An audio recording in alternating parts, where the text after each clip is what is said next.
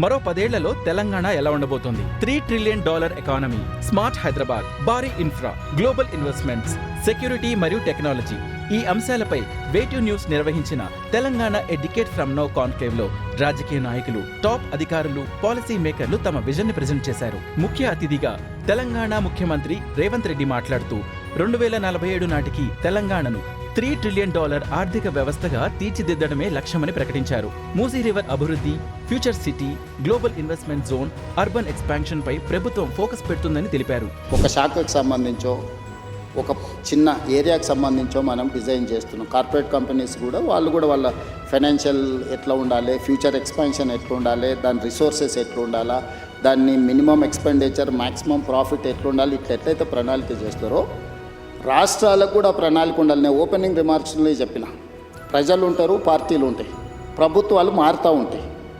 మారిన ప్రభుత్వానికి భవిష్యత్తు పట్ల ఒక స్పష్టత ఉండాలి. ఆ స్పష్టతనే ప్రణాళిక రూపంలో మనం రచించుకోవాలి. కేంద్ర ముఖ్యమంత్రి కిషన్ రెడ్డి మాట్లాడుతూ, పొదుపు అనేటువంటిది ఇది ఒక కేంద్ర ప్రభుత్వానికో లేక భారతీయ జనతా పార్టీకో లేకపోతే నరేంద్ర మోడీ గారికో లేకపోతే వ్యక్తికి సంబంధించినటువంటి అంశం కాదు. ప్రపంచవ్యాప్తంగా వచ్చినటువంటి అనేకమైనటువంటి ఇటీవల సంఘటనలు, యుద్ధ వాతావరణంలో జరుగుతున్నటువంటి పరిస్థితులు, నెలకొన్నటువంటి పరిస్థితులు, అది మన దేశమే కాదు, మనం ప్రపంచంలో ఉన్నాం. ఈరోజు ఆయన వేరేం చెప్పారు, మీరు బంగారం మొత్తం కొనొద్దు, మీరు పెళ్లి చేసుకోవద్దు, మంగళసూత్రాలు కట్టొద్దు అని చెప్పలా. తగ్గించండి, వృధా ఖర్చులు కొద్ది ఆపండి. టీఆర్ఎస్ అధినేత కల్వకుంట్ల కవిత తెలంగాణ రాజకీయాలు, రాష్ట్ర హక్కులపై ఘాటైన వ్యాఖ్యలు చేశారు. అంటే మన తెలుగు రాష్ట్రాల్లో పెద్ద గొప్ప నాయకులు ఎవరున్నారు మేడం? పెద్ద కనిపించట్లేదు. అందరు చెప్పిన పనులు ఏవి చేయకుండా అన్ని అబద్ధాలే చెప్తున్నారు కదా. రేవంత్ రెడ్డి గారు ఉన్నారు, 420 హామీలు ఇచ్చిర్రు, 4 కూడా పూర్తి చేయలేదు.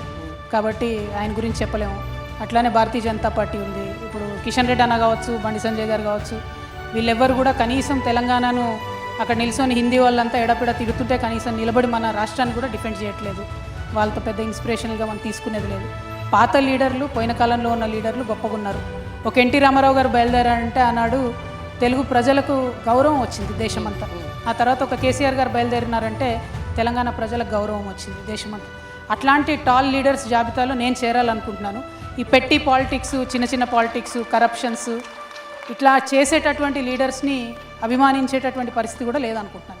డీజీపీ సివి ఆనంద్ మాట్లాడుతూ cyber crime, drug network, AI threats భవిష్యత్తు సవాళ్లని హెచ్చరించారు. మనకు ఇప్పుడు ఉన్న సమస్యలు వేరే విధంగా మనకు ఉత్పన్నం అవుతున్నాయి. ఫర్ ఇన్స్టెన్స్ నార్కోటిక్స్ ఇప్పుడు చాలా సీరియస్ ప్రాబ్లం ఇది. ఎవరికి కూడా దీని నుండి మినహాయింపు లేదు. మన పిల్లలు బయటికి వెళ్తున్నప్పుడు అసలు సేఫ్గా ఉంటారా లేదా అనే అనుమానం, భయం అసలు అన్ని వర్గాల్లో, సంపన్నులుగా వాళ్ళకి ఇంకెక్కువ, మిడిల్ క్లాస్, వేరే వర్గాలు కూడా అందరికీ ఈ సమస్య చుట్టుకుంటుంది. గ్రామీణ ప్రాంతాల్లో ఈ సమస్య విస్తరించిందని మనకు అందరు తెలుసు, టౌన్స్లో, సిటీస్లో. సో ఇది మనకు పోలీస్కి, సమాజానికి ఇది చాలా ఉన్నతమైన ఒక ఛాలెంజ్గా మారింది.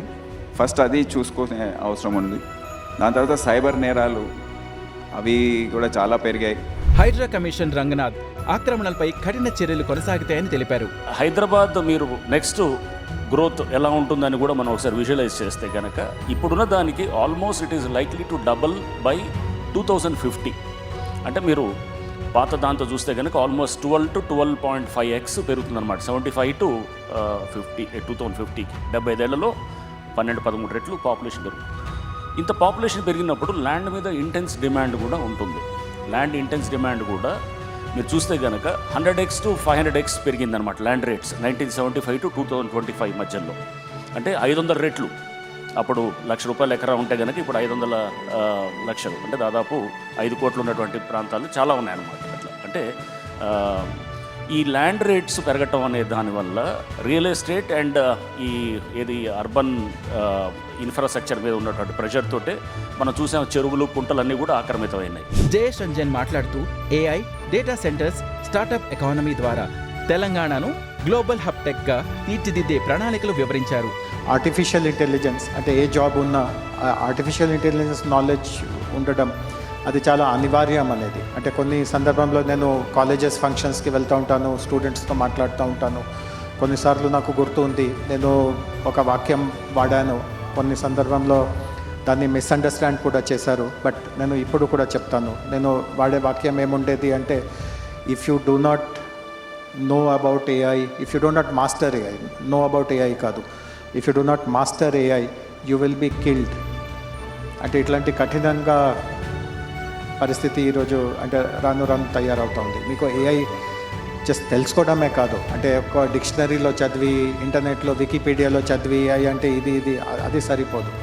ఏఐని ఉపయోగంలోకి ఎట్లా తీసుకురావాలి, ఆ పరిపక్వత మీలో ఉండకపోతూ ఉంటే మీకు ఏమీ ఫ్యూచరే ఉండదు అన్నమాట. సో ఏ జాబ్ ఉన్నా, 80 జాబ్స్ ఉన్నా, 50 జాబ్స్ ఉన్నా, ఏఐ నాలెడ్జ్ చాలా ముఖ్యం ఉంది. తెలంగాణ ఎ డెకెడ్ ఫ్రమ్ నౌ కాన్క్లేవ్ భవిష్యత్తు తెలంగాణపై రాజకీయాలు, అభివృద్ధి, భద్రత, ఆర్థిక లక్ష్యాలపై జరిగిన భారీ చర్చగా నిలిచింది. మరో దశాబ్దంలో తెలంగాణ దిశ ఏంటో ఈ వేదిక స్పష్టమైన విజన్ను చూపించింది.